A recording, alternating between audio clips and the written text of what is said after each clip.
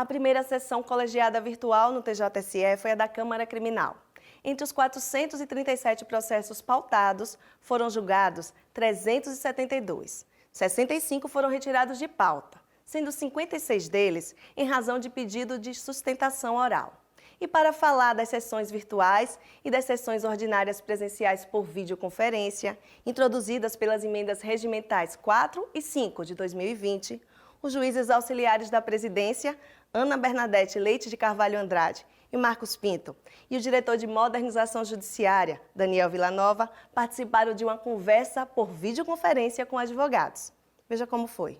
Os juízes deram início ao debate explicando o funcionamento das sessões virtuais e das sessões ordinárias presenciais por videoconferência. Nós temos, a partir de agora, o julgamento através de sessão presencial física, né, a tradicional que todos nós estamos acostumados, a sessão presencial por videoconferência, que é que se faz através de plataformas como essa que nós estamos utilizando e que a presidência do tribunal determinou o uso daquela que foi disponibilizada pelo Conselho Nacional de Justiça, o CNJ, que é a Cisco Webex, que é uma plataforma também muito boa, muito com uma funcionalidade e uma eficiência bastante interessante.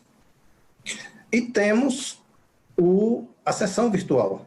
A emenda regimental 05/2020 é a emenda que trata justamente da sessão presencial por videoconferência. E a regra básica dela é que elas são equivalentes às sessões presenciais físicas, as normais, as tradicionais que nós estávamos acostumados a verificar. Quais são os pontos que a gente destacou? Primeiro, como ela é equivalente à sessão presencial, ela permite a sustentação oral.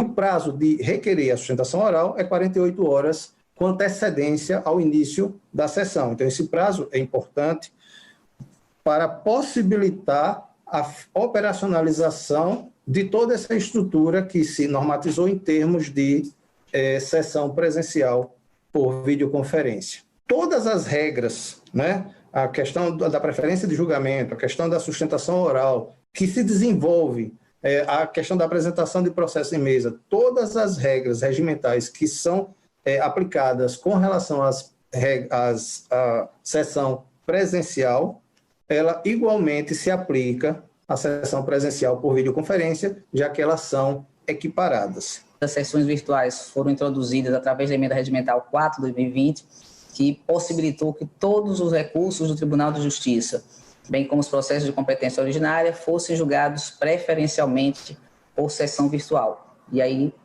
repito, a regra é a sessão agora, as sessões virtuais, e exceto se o relator entender que aquele processo é mais adequado, o seu julgamento, a sua análise, a sua apreciação, a sua votação numa sessão presencial, é que ele deverá indicar, sinalizar de que deve ser encaminhado para uma sessão presencial. A regra, repito, é a sessão virtual.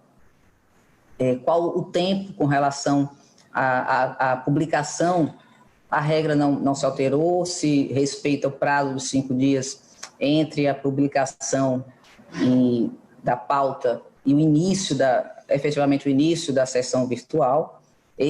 As sessões virtuais vão acontecer sempre, iniciar, né, às 0 hora da sexta-feira, com um prazo máximo de 5 dias. E quando eu digo prazo máximo de 5 dias, é porque essa sessão pode ser concluída antes do prazo de 5 dias, se todos os votos tiverem sido computados, ou seja, se ao final do 4º dia, se o secretário verificar que todos os votos já foram computados, essa sessão pode ser encerrada no 4º dia, não precisa necessariamente que se espere o último minuto do 5º dia, né? Mas chegando ao final do 5º dia, se algum voto ainda não tiver sido dado por qualquer dos membros votantes, qualquer dos desembargadores, esse processo em que não houve votação será inserido automaticamente na próxima sessão virtual. Falaram também sobre como a realização das primeiras sessões virtuais resultaram em uma melhor produtividade no Tribunal de Justiça de Sergipe.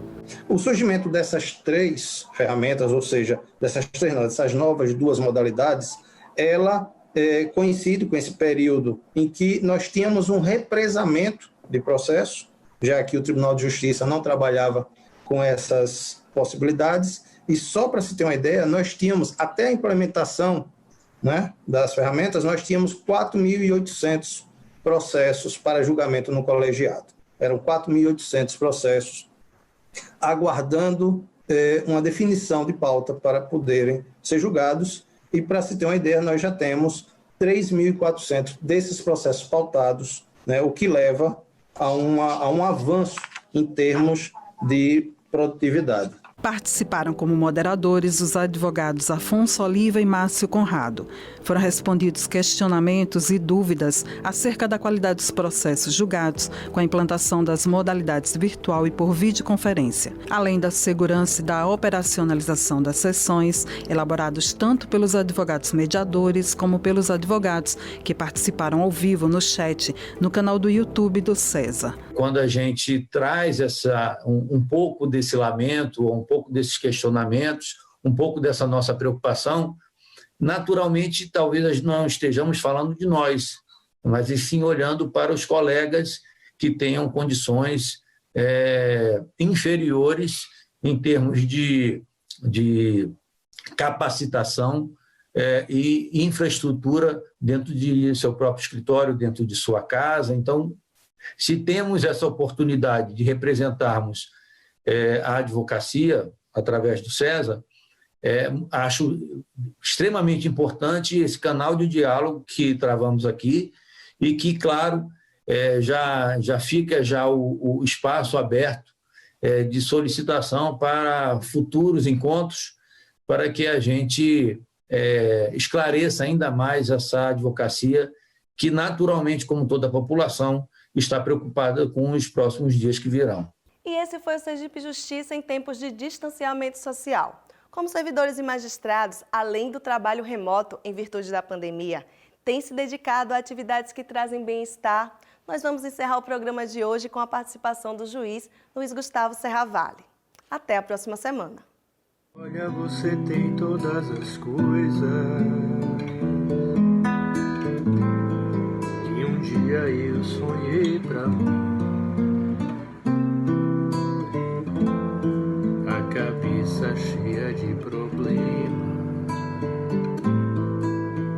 não importa, eu gosto mesmo assim.